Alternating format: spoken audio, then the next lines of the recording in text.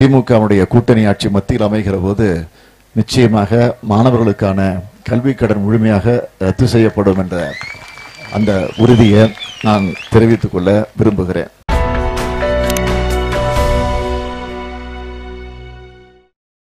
எல்லா பிரச்சனைகளையும் உடனடியாக தீர்த்து வைக்கணும்னு சொன்னோம்னா நான் ஒரு உறுதிமொழியை உங்களுக்கு தரேன். திமுக ஆட்சிக்கு வந்த உடனே முதல் வேலையாக இந்த உள்ளாட்சி தேர்தலை நிச்சயமாக உறுதியாக உடனடியாக நடத்துவோம் என்ற அந்த உறுதியை முதல்ல உங்களிடத்துல எடுத்து சொல்றேன். அப்புறம் இந்த ஓஏபி பிரச்சனை, முதியோர் உதவித்தொகை, இது ஏதோ இந்த ஊர்ல மட்டும் இல்ல, இந்த கிராமத்துல மட்டும் இல்ல, தமிழ்நாடு முழுக்க இன்னைக்கு எல்லா இடத்துலையும் தான் பிரச்சனை. காரணம் திமுக ஆட்சி இருந்தப்போ இந்த ஓஏபியை பொறுத்த வரைக்கும், முதியோர் உதவித்தொகையை பொறுத்த வரைக்கும் ஒரு வயது வந்துட்டாவே, அந்த வயதுக்கு அதிகமாக வந்துட்டாவே எல்லாருக்கும் கட்சி பாகுபாடு இல்லாம, ஏன்னா இப்ப பாத்தீங்கன்னா கட்சிக்காரங்களா ஆளுங்கட்சியா பார்த்து தேர்ந்தெடுத்து சில விதிமுறை எல்லாம் வகுத்து வச்சுக்கிட்டு வேணும்னே திமுக ஆட்சியில் கொடுத்தவங்களுக்கு எல்லாம் ஏறக்குறைய 50% கட் பண்ணிட்டாங்க. இப்போ ஆக அந்த 50% ஒழுங்கா கொடுக்குறாங்க பார்த்தாலும் அதுவும் கொடுக்கறது இல்லை. ஆகவே திமுக ஆட்சி வந்த உடனே கட்சி பாகுபாடு இல்லாம எல்லாருக்கும் யார் யாருக்கு கொடுக்கணும்னு கட்டாயம் இருக்கோ அவங்களுக்கு அத்தனை பேருக்கு நிச்சயமா உறுதியாக இந்த முதியோர் உதவித்தொகை வழங்கப்படும் என்ற அந்த நம்பிக்கையை உறுதியை நான் உங்களிடத்தில் எடுத்து சொல்றேன். அடுத்து கடனை பத்தி சொன்னீங்க, கல்வி கடன். ஆக அந்த கல்வி கடனை பொறுத்த வரைக்கும் கடந்த நாடாளுமன்ற எலெக்ஷன் நடந்தப்போவே திமுக தேர்தல் அறிக்கையிலே இருக்கு, திமுக ஆட்சிக்கு வந்தா நம்முடைய கூட்டணி ஆட்சி மத்தியில் அமைஞ்சா வங்கிகள்ல கல்வி கடன் கொடுத்துருக்குறாங்க இல்லையா, அதெல்லாம் தள்ளுபடி செய்வோம் என்ற அந்த உறுதி அப்பவே கொடுத்தோம். ஆனா இப்ப இருக்கக்கூடிய மோடி ஆட்சி அதை செய்யல. அதை செய்யணும்னு இங்க இருக்கக்கூடிய எடப்பாடி ஆட்சி வலியுறுத்தவும் இல்லை. ஆனா இப்ப நான் உறுதி சொல்றேன், திமுக பொறுத்த வரைக்கும் நான் இங்க சொல்ற உறுதி தேர்தல் அறிக்கையில கூட சொல்ல போறோம், இந்த நாடாளுமன்ற தேர்தல் அறிக்கையில கூட சொல்ல போறோம். கட்டாயமாக எப்போ கடந்த முறை எந்த அறிவிப்பு சொன்னமோ அதே அறிவிப்பு மீண்டும் சொல்லி திமுகவுடைய கூட்டணி ஆட்சி மத்தியில் அமைகிற போது நிச்சயமாக மாணவர்களுக்கான கல்வி கடன் முழுமையாக ரத்து செய்யப்படும் என்ற அந்த உறுதியை நான் தெரிவித்துக் கொள்ள விரும்புகிறேன். விவசாய கடனை பத்தி சொன்னீங்க. விவசாயிகள் இன்னைக்கு பாத்தீங்கன்னா தற்கொலை செய்து கொண்டு எங்க இறந்து போறக்கூடிய கொடுமை எல்லாம் நடந்துகிட்டு இருக்கு. ஆக அதை பத்தி மோடியும் கவலைப்படல, இங்க இருக்கக்கூடிய எடப்பாடியும் அதை பத்தி சிந்திச்சு பார்க்கல. அவங்க போராட்டம் நடத்துறாங்க, மறியல் செய்யறாங்க, சாலை மறியலில் ஈடுபடுறாங்க, உண்ணாவிரதம் இருக்கிறாங்க. ஏன் டெல்லியிலேயே போய் பிச்சை எடுக்கிற போராட்டத்தை நடத்துறாங்க. இங்க இருந்து தமிழ்நாட்டில் அது கவனிக்க மாட்டேங்கிறாங்கன்ட்டு டெல்லிக்கே போய் அப்பயாவது பிரதமர் காதல விழுமா, அவருடைய கவனத்துக்கு வரும்னு நினைச்சுக்கிட்டு டெல்லிக்கே போய் நம்ம விவசாயிகள் எல்லாம் போய் அங்க போய் சேர்ந்துக்கிட்டு அரை நிர்வாண போராட்டம் நடத்தியிருக்கிறாங்க. ரோட்ல உருண்டு போற போராட்டம், உண்ணாவிரத போராட்டம், தொடர் போராட்டம், வெக்கத்தை விட்டு சொல்ற முழு நிர்வாண போராட்டம் கூட நடந்துருச்சு. அப்பவும் பிரதமர் அவங்களெல்லாம் கூப்பிட்டு வச்சு பேசுறாரா? ஒரு ஆறுதலாக நான் பாத்துக்கிறேன், நீங்க கவலைப்படாதீங்க, போராட்டத்தை நிறுத்துங்க அப்படின்னு ஒரு வார்த்தையாவது சொல்றாங்களாம் பார்த்தா அதுவும் கிடையாது. அதை பத்தி கவலைப்படுறதே கிடையாது. பெரிய பெரிய பணக்காரங்க, பெரிய கோடீஸ்வரங்களை கூப்பிட்டு பேசுறாங்க, நடிகர் எல்லாம் கூப்பிட்டு வச்சு பேசுறாரு. நான் தவறுன்னு சொல்ல, ஆனா விவசாயிகள் அவங்க தான் இந்த நாட்டினுடைய முதுகெலும்பு. விவசாயிகள் இல்லைன்னா நாம இல்லை, விவசாயிகள் இல்லைன்னா நம்ம சாப்பாட்டுக்கு வழி இல்லை. ஆனா அந்த விவசாயிகளை பத்தி இந்த ஆட்சி கவலைப்படுதா? இப்ப பாத்தீங்கன்னா திடீர்னு 6000 ரூபான்னு யாரு அறிவிச்சிருக்கா? மோடி இப்ப நானே சொல்றேன், உட்காரேன், தேர்தலுக்காக வேண்டாம், உட்காரம் எல்லாம் எல்லாரும் குமை கொடுத்துட்டு தான் நான் பேச முடியாத போறோம், நேரமாயிடும். அதுக்காக தான் நீ என்ன சொல்றீங்க நானே சொல்றேன். 6000 ரூபாய் எதுக்கு கொடுத்துருக்காங்க நான் சொல்லிட்டுமான்னு கேட்கறாங்க. எல்லாருக்கும் தெரியும், அந்த அம்மாக்கு மட்டும் இல்ல. உங்க பேர் என்னம்மா? சுமதிங்கிற சகோதரிக்கு ரொம்ப ஆர்வமா கேட்டாங்க. ஆக அவங்களுக்கு மட்டும் இல்ல, நாட்டுக்கு தெரியும். தேர்தல் வரப்போகுது, பார்லிமெண்ட் எலெக்ஷன் ஏப்ரல்ல வரப்போகுது.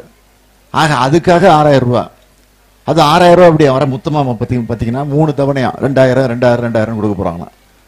ஆக ஓட்டுக்காக ஒரு திருட்டுத்தனம் இது. நம்ம வீட்டு பணத்தை எடுத்து நமக்கே கொடுக்குறாங்க. எப்படி நம்ம வீட்டு பணத்தை எடுத்தாங்க? ஜிஎஸ்டி வரியை போட்டு அந்த வரி கட்டிட்டு இருக்கோம் ஒரு பக்கத்துல. அப்புறம் பாத்தீங்கன்னா மோடி வந்த உடனே ஒரு ஒரு கொடுமை செஞ்சாரு, நீங்க மறந்துருக்க மாட்டீங்க. 1000 ரூபாய் நோட்டீஸ் செல்லாது, 500 ரூபாய் நோட்டீஸ் செல்லாது அப்படின்னு திடீர்னு ராவாடு ரூபா யாருக்கும் தெரியாது. ஆக அறிவிச்ச உடனே பாத்தீங்கன்னா அடுத்த நாளே ஒரு டைம் கூட கொடுக்கல, இந்த தேதியில இருந்துன்னு சொல்ல கூட சொல்லல. இன்று 12 மணிக்கு அறிவிக்கிறாங்க, நாளை காலையில 4 மணில இருந்து 2 மணில இருந்து இந்த நோட்டெல்லாம் செல்லாதுன்னு அறிவிச்சுட்டாங்க. ஆக செல்லாதுன்னு சொல்லி அதை நம்மகிட்ட இருந்து எடுத்துக்கிட்டாங்க. நம்மகிட்ட இருந்து இந்த பணத்தை பிடிங்கிட்டு இந்த 2000 1000 பிடிங்கிட்டு நமக்கு இப்ப 2000 கொடுக்குறாங்க. அந்த 2000 வச்சுட்டு நம்ம உரம் வாங்க கூட முடியாது, பூச்சி மருந்து கூட வாங்க முடியாது. ஆக 2000 ரூபாய் கொடுக்குறாங்களாம், 6000 ரூபாய் கொடுக்க போறாங்கன்னு ஒரு நாடகம். அதே மாதிரிதான் இங்க இருக்கக்கூடிய எடப்பாடி என்ன செஞ்சிருக்காரு, இப்போ 2000 ரூபாய் கொடுக்க போறேன் வறுமை கோட்டிற்கு கீழே இருக்கக்கூடிய மக்களுக்கு அப்படின்னு இப்போ ஒரு இவரு தேர்தல் அறிக்கை அடிக்கிறதெல்லாம் கொள்ளையெல்லாம் அடிச்சுட்டாங்க, அண்ணன் அடிச்சுக்கிட்டு இருக்கிறாங்க. நம்ம கிட்ட இருந்து பணத்தை கொள்ளை அடிச்சுக்கிட்டு ஆக அந்த பணத்தை எடுத்து கொடுக்கறது தேர்தலுக்காக. நான் கேட்கிறேன், இதே மோடி அவர்கள் ஆட்சிக்கு வந்து எவ்வளவு நாள் ஆச்சு? 5 வருஷம் முடிய போகுது, தேர்தல் வரப்போகுது. வந்த உடனே செஞ்சிருந்தா கூட பாராட்டி இருக்கலாம். ஆனா இப்போ இவர் எத்தனையோ உறுதிமொழி கொடுத்தாரு. இன்னைக்கு பெட்ரோல் விலை என்ன, டீசல் விலை என்ன, கேஸ் விலை என்ன, சிலிண்டர் விலை என்ன, எல்லாம் 2 மடங்கு 3 மடங்கு ஏறிக்கிட்டு போயிட்டு இருக்கு. விலைவாசி உயர்ந்துகிட்டே போயிட்டு இருக்கு. அதை கட்டுப்படுத்த முடியல மோடி அவர்கள். இன்னொன்னு சொன்னாரு, அதுதான் பெரிய வாக்குறுதி. அதை நம்பிதான் தமிழ்நாட்டு மக்கள் அத்தனை இந்தியாவில் இருக்கக்கூடிய எல்லா மக்களும் மோடி தான் வரணும்னு ஓட்டு போட்டாங்க. என்னன்னு கேட்டா, வெளிநாட்டில் இருக்கக்கூடிய கருப்பு பணம், அந்த கருப்பு பணத்தை எல்லாம் மீட்டுக்கிட்டு வந்து இந்தியாவில் இருக்கக்கூடிய எல்லாருக்கும் தலைக்கு எவ்வளவு தெரியுமா? ஞாபகம் இருக்கு உங்களுக்கு? 15 லட்சம். பாருங்க எவ்வளவு பெரிய சொல்றாரு பாருங்க. 15 லட்சம், 1 ரூபா 2 ரூபா இல்ல, 15 லட்சம் போடுறேன்னாரு. யாருக்கு? ஒத்தொத்தருக்கும், உங்களுக்கு, கண்ணனுக்கு, குப்பனுக்கு, சுப்பனுக்கு, ஆக எல்லாருக்கும் போடுவேனாரு. பேங்க்ல போடுவேனாரு. 15 லட்சம். ஆனா 15,000 போட்டாரா? 15 ரூபா கூட போடலங்கிறார் பாருங்க. ஆக ஒரு 15 பைசா கூட போடல. ஆக இப்போ 6000 ரூபாய் அறிவிச்சு மாசம் இது 3 தவணையா 2000 கொடுக்குறேன்னு அறிவிக்கிறாருன்னா இது நாடகம். ஆக இந்த நிலையில தான் மோடியினுடைய ஆட்சி நடந்துகிட்டு இருக்கு. இங்க சொன்னீங்க, அம்மையார் ஜெயலலிதா அவர்கள் மறைந்த, அவர் மருத்துவமனையில் இருந்து உடல்நலம் பாதிக்கப்பட்டு அவர் மறைந்து போனது கதை, அது மர்மம் இருக்கு, அதை நீங்க தான் சொன்னீங்க, அதெல்லாம் கண்டுபிடிக்கணும் அப்படின்னு இங்க ஒரு சகோதரி சொன்னாங்க. உண்மைதான். இன்னைக்கு யாருடைய ஆட்சி நடக்குது? எடப்பாடி தலைமையில ஆட்சி நடக்குது, அதிமுக ஆட்சி. எடப்பாடி முதலமைச்சராக வரணும்னு சொல்லி நீங்களா ஓட்டு போட்டீங்க. ஜெயலலிதா முதலமைச்சராக வரணும்னு தமிழ்நாட்டில் இருக்கக்கூடிய மக்கள் என்ன ஓட்டு? பெரிய ஓட்டு, 1.1% வித்தியாசம்.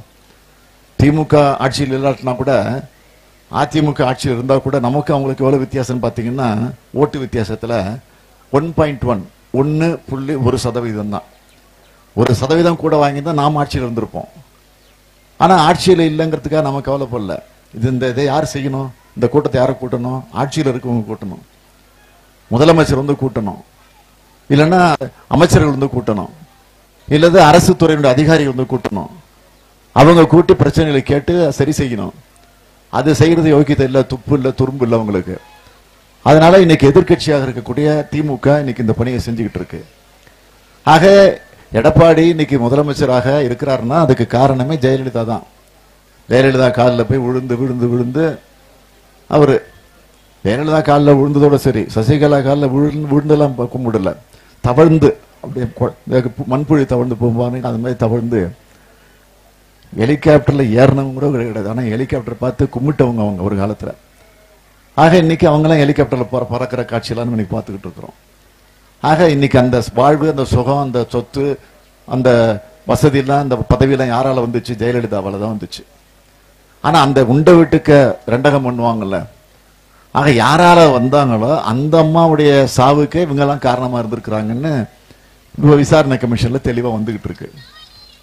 அதனாலதான் சிபிஐ விசாரணை வைக்கணும் அப்படின்னு நாம கேட்டுக்கிட்டு இருக்கிறோம். இன்னைக்கு அம்மையார் ஜெயலலிதா அவர்கள் மருத்துவமனையில் அனுமதிக்கப்பட்டாங்கன்னு உங்களுக்கு தெரியும். கலைஞரும் உடல்நலம் பாதிக்கப்பட்டுச்சு. பாதிக்கப்பட்டு வீட்டிலேயே கொஞ்ச நாள் ஓய்வெடுத்தார். ஓய்வெடுத்த கலைஞர் மறுபடியும் மருத்துவமனையில் அனுமதிக்கப்பட்டார். மருத்துவமனை அனுமதிக்கப்பட்டப்போ எல்லா தலைவர்களும் வந்து பார்த்தாங்க. மோடி பிரதமராக இருக்கக்கூடிய மோடியே வந்து பார்த்தார் தலைவர் கலைஞர். பிஜேபியில் இருக்கக்கூடிய எல்லா கட்சி தலைவர்களும் வந்தாங்க. எல்லா மாநிலத்து முதலமைச்சர்கள் வந்தாங்க. ராகுல் காந்தி வந்தாரு. அதே மாதிரி சந்திரபாபு நாயுடு வந்தாரு. கேரள மாநிலத்தினுடைய முதலமைச்சர் வந்தாரு. கர்நாடக மாநிலத்தினுடைய முதலமைச்சர்கள் அங்க இருக்கக்கூடிய தலைவர்கள்லாம் வந்தாங்க. ஆக எல்லா தலைவர்களும் தலைவர் வந்து பாக்குறாங்க இப்படி இருக்குன்னு பார்த்து போட்டோ எடுத்து பத்திரிகையில செய்திகள்லாம் வருது. அது மட்டும் இல்ல, கலைஞருடைய உடல்நலம் எப்படி இருக்குன்னு சொல்லி அங்க இருக்கக்கூடிய மருத்துவர் குழு அறிக்கை அப்பப்போ கொடுக்குது. காலையில மாலையில நான் தலைமை கழக சார்பா நானே கொடுத்தேன். கலைஞர் முதலமைச்சர் இல்ல. ஆக இப்படிலாம் அறிக்கை கொடுக்கணும் அவசியம் கிடையாது. இருந்தாலும் ஒரு மாபெரும் தலைவர் நமக்கு. அதனால மக்களுக்கு கொந்தளிப்பு வந்துடக்கூடாது, மக்களை அமைதிப்படுத்தணும்னு கரெக்டா கொடுத்துட்டு இருந்தோம். ஆனா ஜெயலலிதா முதலமைச்சராக இருக்கிறார், மருத்துவமனையில் இருந்தார். அவரை பத்தி ஏதாவது செய்தி வந்துச்சு. என்ன வந்துச்சுன்னா திடீர்னு மந்திரிங்க வந்து சொல்லுவாங்க, இட்லி சாப்பிட்டாங்க, அந்த இட்லிக்கு 1 கோடி ரூபாய் செலவாச்சு இப்படி சொன்னாங்க. சட்னி சாப்பிட்டாங்க, டிவி பார்த்தாங்க, காஃபி குடிச்சாங்க, பேப்பர் படிச்சாங்க, டிவி பார்த்தாங்க, இப்படிதான் செய்தி வந்துச்சே தவிர உங்க செய்தி வரல. அது என்ன கண்டிஷன், அந்த அம்மாவுக்கு என்ன உடனெல்லாம் சொன்னாங்களா? சொல்ல திடீர்னு ஒரு நாள் இறந்து போயிட்டாங்கன்னு ஒரு செய்தி வருது. ஆக இப்படித்தான் மர்மமாக இருந்துச்சு. ஆகவேதான் விசாரணை கமிஷன் நடந்துகிட்டு இருக்கு. அந்த விசாரணை கமிஷன் கூட ஏமாற்று கதை நாடகம். அதனால சிபிஐ விசாரணை வைக்கணும்னு நம்ம சொல்லிக்கிட்டு இருக்கிறோம். நான் இப்போ உங்ககிட்ட சொல்றேன், நிச்சயமா உங்க அன்போடு ஆதரவோடு திமுக தான் ஆட்சிக்கு வரப்போகுது. அதுல எந்த மாற்றம் கிடையாது. வந்த உடனே திட்டங்களை தீட்ட போறோம், உங்க பிரச்சனைகளை தீர்க்க போறோம், அது ஒரு பக்கம். ஆக அது ஒரு பக்கம் இருந்தாலும் முதல் வேலையா என்ன செய்ய போறோம்னா, அம்மையார் ஜெயலலிதா முதலமைச்சராக இருந்து மறைந்தவர். அவருடைய மரணத்துல மர்மம் இருக்கு. அதை உண்மையாக யாருன்னு கண்டுபிடிச்சு அதுக்கு யார் யார் குற்றவாளிகள், யார் யார் அதுக்கு சம்பந்தப்பட்டிருக்காங்கன்னு கண்டுபிடிச்சு அவங்களெல்லாம் முதல்ல சிறையில கொண்டு போய் பூட்டி வைக்கணும். அதுதான் திமுகவுடைய முதல் வேலை. ஜெயலலிதாவுக்கு நமக்கு எவ்வளவு கருத்து மாறுபாடுகள் உண்டு, வேறுபாடுகள் உண்டு. அரசியல் ரீதியாக அவர் நமக்கு எதிரி தான். அதுக்காக நம்ம விட்டுறக்கூடாது. ஏன்னா முதலமைச்சராக இருந்து மறைந்தவர், ஒரு தலைவர், ஒரு கட்சியினுடைய தலைவராக இருந்து மறைந்தவர். அதை நம்ம சும்மா விடக்கூடாது என்பதுதான் நம்முடைய லட்சியம். ஆகவே அந்த நிலையில தான் இன்றைக்கு நாங்க இருக்கிறோம். ஆகவே நான் உங்களை எல்லாம் கேட்டுக்கொள்ள விரும்புவது, இன்றைக்கு இந்த ஆட்சியில நடந்து கொண்டிருக்கக்கூடிய கொடுமைகளை பத்தி எல்லாம் உங்களுக்கு நல்லா தெரியும்.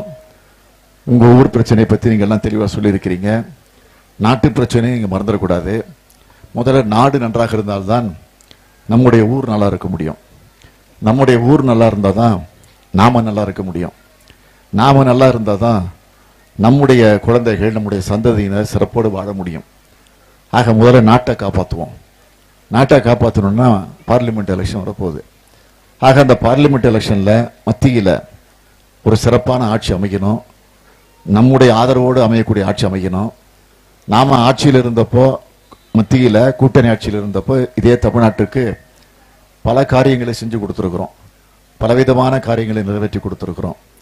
ஆனால் நேற்றைக்கு பாரதிய ஜனதா கட்சியினுடைய தலைவர் மதிப்பிற்குரிய அமித்ஷா அவர்கள் தமிழ்நாட்டிற்கு வந்திருக்கிறார், மதுரைக்கு வந்திருக்கிறார். மதுரைக்கு பக்கத்தில் போய் அவங்க கட்சியினுடைய நிகழ்ச்சியில் கலந்துகிட்டு இருக்கிறாரு. கலந்துகிட்ட நம்ம என்னன்னு சொல்ல, அங்கே போய் என்ன சொல்றாருன்னா, இன்னைக்கு பிஜேபிக்கு எதிராக அமைஞ்சிருக்கக்கூடிய நம்முடைய கூட்டணி கட்சி தலைவர்கள் எல்லாம் பார்த்து கிண்டல் செஞ்சு கேலி செஞ்சு அவர் பேசியிருக்கிறார். என்ன பேசுறாருன்னா, ஆக யாரு பிரதமர்னு கூட சொல்ல முடியல, எதிரில் அமைந்திருக்கக்கூடிய கூட்டணிக்கு யார் தலைவர்னு கூட சொல்ல முடியாத நிலையில் இருக்கிறாங்க என்று சொல்லிட்டு அத்தோடு கூட விடல. திங்கட்கிழமை அன்னைக்கு அமித்ஷா பிரதமராம், செவ்வாய்க்கிழமை அன்னைக்கு மம்தா பானர்ஜி பிரதமராம், புதன்கிழமை அன்னைக்கு சரத்பவார் பிரதமராம், ஆக வியாழக்கிழமை அன்னைக்கு ராகுல் காந்தி பிரதமராம். இப்படியே ஒருத்தரா சொல்லிட்டு வந்து சனிக்கிழமை அன்னைக்கு என் பேரை சொல்லியிருக்காரு. பரவாயில்ல, என் பேரையா சொன்னாரு, மு.க. ஸ்டாலின் பிரதமராம். ஆக என் பேரை ஞாபகம் வச்சுட்டு சொன்னதுக்காக அமித்ஷாக்கு நன்றி. ஆக வரிசையா சொல்லிட்டு ஞாயிற்றுக்கிழமை அன்னைக்கு யாரும் கிடையாதான், லீவான், வேக்கன்ட்டான். ஞாயிற்றுக்கிழமை அன்னைக்கு பிரதமர் கிடையாதான். ஆக திங்கக்கிழமை ஆரம்பிச்சு சனிக்கிழமை வரைக்கும் பிரதமர் சொல்லிட்டாரு. ஞாயிற்றுக்கிழமை அன்னைக்கு விடுமுறை, அதனால பிரதமர் கிடையாதான். இப்போ இந்தியாவில் பர்மனண்டா விடுமுறை, ஏன்னா பிரதமரே நாட்டில் கிடையாது, அவர் வெளிநாட்டில் தான் சுத்திக்கிட்டு இருக்காரு. அது உங்களுக்கு தெரியும், அது அமித்ஷாவுக்கு தெரியல. இதுதான் நல்ல ஆக மோடி வரமாட்டாருங்கிறது அமித்ஷாவே ஒத்துக்கிட்டே இருப்போம். ஆக நாங்க தான் பிரதமர்களாக வரப்போறோம்னு அவரே வெளிப்படையாக பேச ஆரம்பிச்சிட்டாரு. ஆக அவங்க தோல்வி அவங்களுக்கே தெரிய ஆரம்பிச்சிருக்கு. ஆக இந்த நிலையில தான் இன்னைக்கு இந்தியாவில் ஒரு ஆட்சி நடந்துகிட்டு இருக்கு. நாடு ஒரு மோசமான நிலையில் இருந்து கொண்டிருக்கிறது. முதல்ல நாட்டை காப்பாற்றுவோம், நாட்டை காப்பாற்றுவோம், வீட்டை காப்பாற்றுவோம் என்று நான் சொல்வதற்கு காரணம், நீங்க பொதுவா உங்க வீட்டுக்கு போய் ஏதாவது பொருள்லாம் வாங்குறீங்க. பொருளை வாங்குகிற போது வாங்கலாமா வேண்டாமா யோசிச்சு தான் வாங்குறீங்க. ஏன்னா நம்ம காசு. உதாரணமா ஒரு கடைக்கு போய் ஒரு புடவை வாங்குறீங்கன்னு வச்சுங்க. அந்த புடவை விலை என்ன சொல்லுவான், 250 ரூபா 300 ரூபா சொல்லுவான். சாதாரண புடவை தான் வாங்குறீங்க. ஆனால் அந்த 250 ரூபா புடவையை பேரம் பேசி கொஞ்சம் 50 ரூபா 10 ரூபா குறைச்சி தான் கேட்டு வாங்குவீங்க. ஆனால் வாங்குகிற புடவை நல்ல புடவையா அப்படின்னு அதை தொட்டு பார்த்து தடவி பார்த்து கடைக்கான இடத்துல இல்லாத கேள்வியெல்லாம் கேட்பீங்க. தின்ன சிலுக்கா, நைலக்ஸா, காட்டனா, தண்ணியில் போட்டால் சுருங்குமா, சாயம் போகுமா, திருப்பி கொண்டு வந்தால் எடுத்துப்பியா, இவ்வளவு கேள்வியில் கேட்டு தான் அந்த பொருளை வாங்குறீங்க. ஏன்னா நம்ம புடவை நமக்காக வாங்கக்கூடிய பொருள். அப்புறம் என்ன பண்ணுவீங்கன்னா, அவன் கடையில் அந்த மெர்க்குரி லைட் தான் போட்டு பிரைட்டாக வச்சுருப்பான். ஆனால் அதில் உங்களுக்கு நம்பிக்கை வராது. அந்த புடவை எடுத்துக்கிட்டு வெளியில் போய் வெயிலில் பார்ப்பீங்க, வெளிச்சத்தில் பார்ப்பீங்க, சூரிய வெளிச்சத்தில் பார்ப்பீங்க. அங்கே பார்த்தீங்க சூரியன் தான் அப்போ உங்களுக்கு வருது பாருங்க. அதில் பார்த்து பிரைட்டாக இருக்கான்னு கண்டுபிடிச்சி அப்புறம் தான் வாங்குறீங்க. ஆக ஒரு புடவை வாங்க 250 ரூபா புடவை வாங்குறதுக்கு இவ்வளோ யோசனை பண்ணுறோம். காய்கறி கடைக்கு போகிறீங்க, காய்கறி கடையில் போய் கத்திரிக்காய் வாங்குறீங்க, வெண்டைக்காய் வாங்குறீங்க. அதெல்லாம் வாங்குறப்போ அவன் திராசு தட்டில் நல்ல காயத்தான் எடுத்து போட்டிருப்பான். ஒரு தட்டில் காயை போட்டிருப்பான், இன்னொரு தட்டில் எடைக்கல்ல போட்டிருப்பான். நீங்கள் என்ன பண்ணுவீங்கன்னா, நல்ல காயை எடுத்து போட்டுட்டு நீங்கள் 4 காயை எடுத்து போட்டால் தான் உங்களுக்கு திருப்தி வரும். ஒரு கத்திரிக்காய் வாங்குறதுல கூட வெண்டைக்காய் வாங்குறதுல கூட இவ்வளோ யோசிக்கிறோம் இல்லையா? ஒரு சட்டிப்பான கடையில் வாங்குற போது கூட அந்த சட்டி எடுத்து விரலை தட்டி பார்த்து நல்ல ஓசையாரெல்லாம் பார்த்து யோசனை பண்ணி வாங்குறீங்க. ஆக நம் வீட்டுக்கு வாங்குகிற போது 5 ரூபா 10 ரூபா குறைச்சி நல்லதா கெட்டதா யோசிச்சு, நமக்கு தேவைப்படுமா தேவைப்படாதா சிந்திச்சு, ஆக 10 ரூபா பொருளை வாங்குறது கூட கடைக்கார இடத்துல போய் ஒரு பொருள் விலை கேட்டிங்கன்னா 10 ரூபான்னுவான். நீ உடனே 10 ரூபா எடுத்து கொடுத்துருவீங்களா? கொடுக்க மாட்டீங்கன்னா இப்போ விலை சொல்கிற 5 ரூபா தான் அப்படின்னுவீங்க. அவன் கேட்டது 10, நீங்கள் பாதி விலைக்கு கேட்பீங்க. அவன் என்ன பண்ணுவான், அதெல்லாம் முடியாதுமா 9 ரூபாய் தரம் போனால் போதுன்னுவான். நீங்கள் என்ன பண்ணுவீங்க, அதெல்லாம் முடியாது நான் வேணா 6 ரூபா தரேன்னுவீங்க. அவன் என்ன பண்ணுவான், 9லேருந்து 8க்கு வருவான், நீங்கள் 7க்கு வருவீங்க, முடிச்சிருவீங்க. கடைக்காரனுக்கு நல்லா தெரியும் 10ன்னு சொன்னால் தான் நீங்கள் 7 ரூபாய்க்கு வருவீங்கன்னு. உங்களுக்கு நீங்கள் என்ன சாமானியமான பெண்களா நீங்களும் 5 ரூபா சொன்னால் தான் அவன் 7க்கு வருவான்னு உங்களுக்கும் தெரியும். ஆக ஒரு பொருளை கூட வாங்குகிற போது பேரம் பேசி யோசித்து சிந்திச்சு வாங்குறோம். இது வீட்டுக்கு வாங்குறப்போ வீடு நன்றாக இருக்க வேண்டும் என்று நான் நினைக்கிறோம். வீடு எப்படி நன்றாக இருக்க முடியும்? நாடு நன்றாக இருக்கணும். எனவே நாடு நன்றாக இருந்தால் தான் வீட்டை பாதுகாக்க முடியும். வீட்டை பாதுகாத்தால் தான் நம்முடைய பிள்ளைகளை பாதுகாக்க முடியும். ஆகவே நாட்டை பாதுகாக்க நாடாளுமன்ற தேர்தல் வரப்போகிற தேர்தலில் நீங்கள் சிறப்பான வகையில் வெற்றியை நமக்கு கழகத்திற்கு தேடித்தர வேண்டும் என்று உங்களை எல்லாம் கேட்டுக்கொள்கிறேன். உங்கள் பிரச்சனைகளை எங்களிடத்தில் சொல்லியிருக்கிறீங்க, நீங்கள் கவலைப்படாதீங்க, நான் இருக்கிறேன். எப்படி தலைவர் கலைஞர் மீது இன்னைக்கு நம்பிக்கை வச்சு சொல்றீங்களோ அவருடைய மகன் தான் நான்.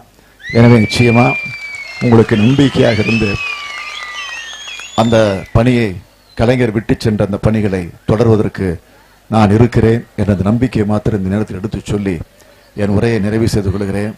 நன்றி, வணக்கம்.